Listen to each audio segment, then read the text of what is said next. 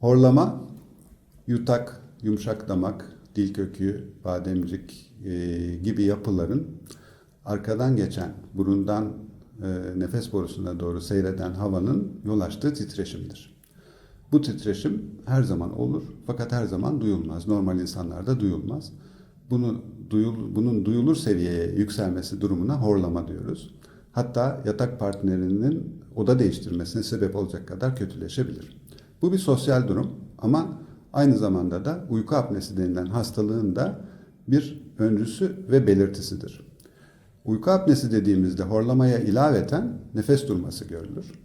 Yine yatak partneri veya aynı evde kalan kişiler horlayan kişinin, hastanın nefesinin 5 saniye, 6 saniye hatta 30 saniyeye kadar durduğunu, sonra birdenbire büyük bir gürültüyle tekrar nefes aldığını ifade ederler. İşte bu bir hastalıktır. Sosyal durum değildir. Tedaviye fevkalade ihtiyaç gösterir.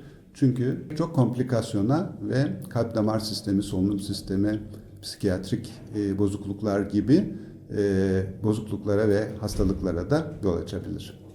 Buradaki mekanizma, horlama, apnedeki mekanizma, nefes yollarının yine arka taraftan geçen havanın oluşturduğu negatif basınçla daralması ve kapanması sonucu ortaya çıkar.